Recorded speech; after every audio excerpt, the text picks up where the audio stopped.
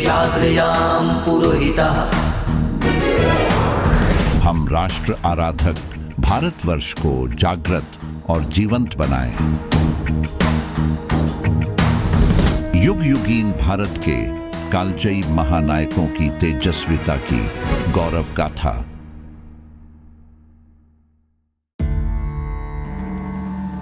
कर चरण कृतं वा कायजं कर्मजं वा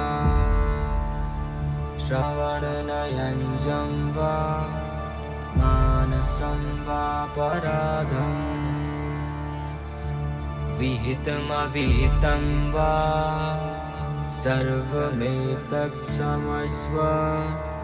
जय जय करुणाब्दे श्री महादेव शंभो।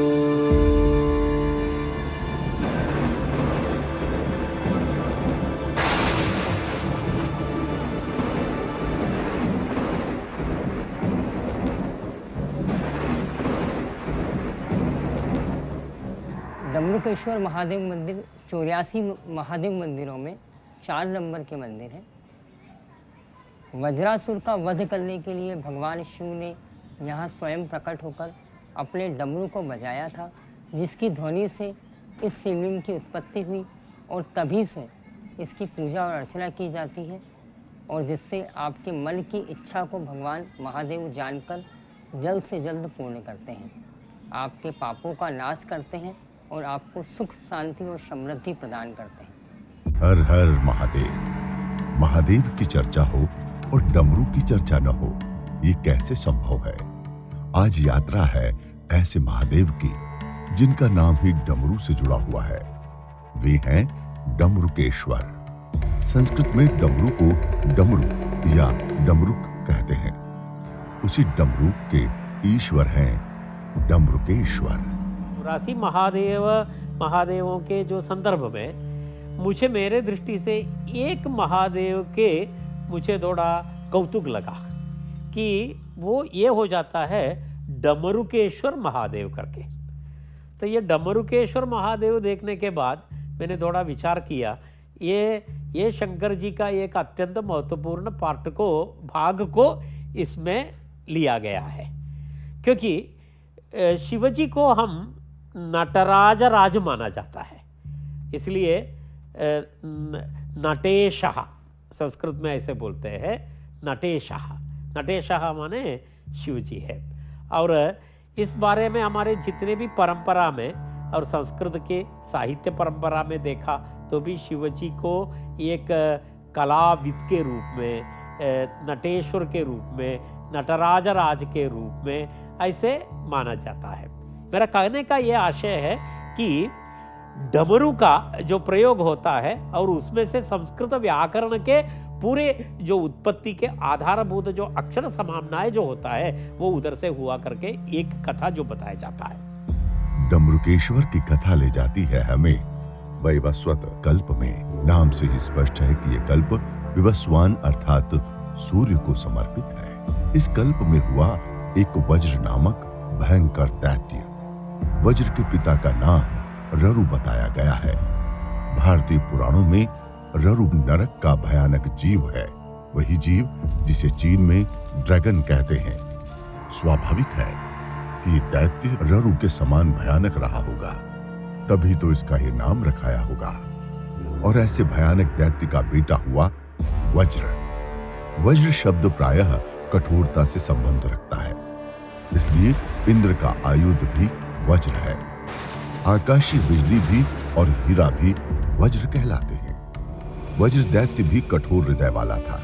इसने न केवल स्वर्ग से देवताओं को निकाल दिया, अपितु यज्ञकर्ता, तपस्वी आदि भी इसके द्वारा मारे जाने लगे। स्वाध्याय, यज्ञ, उत्सव ये सभी धरती से लुप्त हो गए। ब्रह्मा भी इस दैत्य को अवध्य जानकर व्याकुल हो गए। व्यथित देवता और ऋषि एकत्रित होकर इस दैत्य के वध के लिए मंत्रणा करने लगते हैं। और उसी समय सहसा वहां प्रकट हुई एक कमल लोचना दिव्य कृत्या। पुराणों के अनुसार कृत्या भीषण स्वरूप वाली अग्निमयी एक नारी शक्ति होती है, किंतु इस कथा की कृत्या कमल नयना है। कृत्या पूछती है कि आप लोगों ने किस लिए मेरा आह्वान किया। उत्तर जानकर वो कृत्या देवी मुस्कुराती है और अपने जैसी कितनी ही अग्नितेज संपन्न कन्याएं उत्पन्न कर देती है और मातृकाओं की वो सेना वज्र दैत्य के स्थान की ओर कूच कर जाती है और छिड़ जाता है भीषण युद्ध। दैत्य सेना नष्ट होने लगती है तो वज्र तामसी माया का उपयोग कर देता है। सर्वत्र तम छा जाता है। तम का एक अर्थ तमोगुण से है। ये मातृकाएं सत्वगुणी देव तेज से उत्पन्न है। तम का दूसरा अर्थ है अंधकार। ये मातृकाएं तेजोमयी हैं। जब तामसी माया फैली तो मातृकाएं घबरा उठी। भला तमोगुण के बढ़ने से सतोगुणी जन कष्ट तो भोगेंगे ही। यहां अंधकार भी प्रकाश पर भारी पड़ गया, ठीक वैसे ही जैसे ब्लैक होल प्रकाश किरणों को भी पी जाता है। कृत्या देवी सभी मातृकाओं को लेकर महाकाल वन में आ गई। वहीं देवता भी थे। वज्र दैत्य सेना लेकर महाकाल वन आता है और उसे चारों ओर से घेर लेता है। ये समाचार नारद तक पहुंचता है। मंदराचल की कंदरा में विराजित महादेव के पास। महादेव भैरव वेश धारण कर महाकाल वन की ओर निकल पड़ते हैं और वहां पहुंचकर रौद्र डमरुनाद करते हैं। डमरुकस्य नादेन हयुत्थितं लिंगमुत्तमं विदार्य वसुधां देवी ज्वालामालाकुलं तदा। उस डमरू अर्थात डमरू के नाद के साथ ही ज्वाला मालाओं से घिरा एक लिंग धरती को फाड़कर प्रकट हो गया। लिंग के एक अंश से अग्नि और एक से वायु प्रवाहित होने लगी और अनिल के चक्र ने दैत्यों को भस्म कर दिया। ख्याति यास्यति लोकेस्मिन् सर्वकाम फलप्रदः डमरुकस्य नादेन जातो यस्मान् महीतले। डमरूनाद से उत्पन्न होने के कारण ये डमरुकेश्वर कहलाने लगे।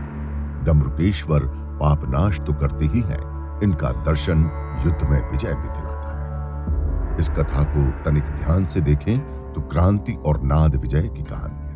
डमरुकेश्वर की कथा एक बड़ी सामाजिक क्रांति की ओर संकेत करती है। जब आतताई शक्तियां संगीत आदि मनोरंजन के साधनों को भी प्रतिबंधित करने लगते हैं तो जनाक्रोश बढ़ता है। महाकाल का डमरू वादन काल परिवर्तन का प्रतीक है, क्रांति का भी संकेत है। यह इस बात का भी संकेत है कि जीवन को उल्लास और मनोरंजन से हटकर नहीं देख सकते। ये तो मानव की सहज जीवनी शक्तियां हैं। एक समय ऐसा अवश्य आता है कि मृतप्राय कर दिया गया समाज भी बंधनों को तोड़कर किसी दिन जी उठता है। कठोर हृदय वाला वज्र धरती से यज्ञ और उत्सव को प्रतिबंधित कर देता है। वैदिक मंत्रों में नाद है, सामवेद तो प्रत्यक्ष संगीत ही है। उत्सव भी तो संगीत बिना अधूरी ही होते हैं। ऐसा प्रतीत होता है कि वज्र ने वेद और संगीत को प्रतिबंधित कर दिया, ठीक वैसे ही जैसे अब भी कुछ शक्तियां संगीत को पाप बताकर रोकती हैं। यज्ञ रुके तो वैदिक नाद नष्ट हो गया, उत्सव रुके तो संगीत नष्ट हो गया। नर से संगीत दूर हुआ तो जीवन का सब रथ चला गया। इंद्रियां व्याकुल हुई तो उन इंद्रियों के अधिष्ठाता और पोषक देवता भी शक्तिहीन हो गए। फिर होता है देवताओं का मानस मंथन और कमल नयन कृत्या की उत्पत्ति। ये कृत्या कला का प्रतीक प्रतीत होती है। कृत्याओं के मुख ज्वालामाला से आवृत है, ठीक वैसे ही जैसे महादेव का नटराज स्वरूप भी ज्वालामाला से आवृत है। ज्वाला अर्थात तेज, ऊर्जा और लगन। कला साधना में अत्यधिक ऊर्जा की आवश्यकता होती है। जैसे अरणि मंथन से लकड़ियों के भीतर छुपी अग्नि भी प्रकट हो जाती है, वैसे ही लगन से कलाओं का विकास होता है। मातृकाएं कमल लोचना है, क्योंकि कला का रूप तो सुंदर ही होता है। दैत्य सैन्य एवं मातृकाओं के युद्ध में वज्र करता है, तामसी माया का प्रयोग। एक और प्रकाश ज्ञान का प्रतीक है तो तम अर्थात अंधकार अज्ञान का। निष्ठुर हृदय वज्र अज्ञान की पराकाष्ठा है। उस अज्ञान रूपी अंधकार में कलाएं भी प्रकाशित नहीं हो पाती। फिर वे मातृकाएं आश्रय लेती हैं महाकाल की भूमि का, जो आज भी कलाओं और उत्सव की भूमि है। ऐसी भूमि जिसके विषय में प्रसिद्ध है कि यहाँ सप्ताह में 8 उत्सव होते हैं। फिर दैत्यों का महाकालवन को घेरना और नारद का महादेव को ये समाचार सुनाना। वीणा और खड़ताल बजाने वाले नारद, वे तो स्वयं संगीत का जीवंत प्रतीक है। महादेव उस समय विराजे हैं मंदराचल में। ये पर्वत मंथन का प्रतीक है। सागर मंथन के समय यही तो मथानी बना था। महादेव का मंथन लाता है एक क्रांति। वे भैरव रूप धारण करते हैं। भैरव अर्थात भयानक स्वर। जब क्रूर शक्तियां जनता के स्वर का दमन करती है तो एक क्रांति के रूप में वही जन स्वर मुखर उठता है। फिर होता है महादेव का डमरू वादन। नाद का प्रतीक है डमरू, क्योंकि वो आदि वाद्य है। डमरू की डम डम ध्वनि हृदय के स्पंदन से भी तुल्यता रखती है, इसलिए ये जीवंतता का भी प्रतीक है। गीतं वाद्यं तथा नृत्यं त्रयं संगीतमुच्यते। इस उक्ति के अनुसार गीत, वाद्य और नृत्य ये तीनों संगीत कहलाते हैं। गीत और नृत्य में लय का नियंत्रण करती है ताल, और ताल संबंधित है वाद्य से, और महादेव का वाद्य है डमरू। डमरुकेश्वर का धरती को फाड़कर प्रकट होना प्रतीक है डरी सहमी प्रजा से भरी शांत भूमि पर संगीत की पुनः स्थापना का। ये डमरुकेश्वर भी ज्वालामाला से आवृत है, अर्थात ये नटराज का ही लिंग स्वरूप है। नटराज से अग्नि का संबंध तो है ही, इसलिए उसकी उत्पत्ति में कोई आश्चर्य नहीं, किंतु वायु की उत्पत्ति वह क्यों? क्योंकि नाद का प्रसार तो वायु ही करेगी ना। डमरुकेश्वर का जो रूप है, उनके एक हाथ में डमरू है और साथ ही उनका संबंध अग्नि से भी है। अग्नि की चर्चा, ज्वालामाला की चर्चा, और यह जो ज्वालामाला हम देखते हैं वह नटराज के विग्रह में हमें दिखाई देती है। अग्नि का और डमरू दोनों का समन्वय नटराज के विग्रह में।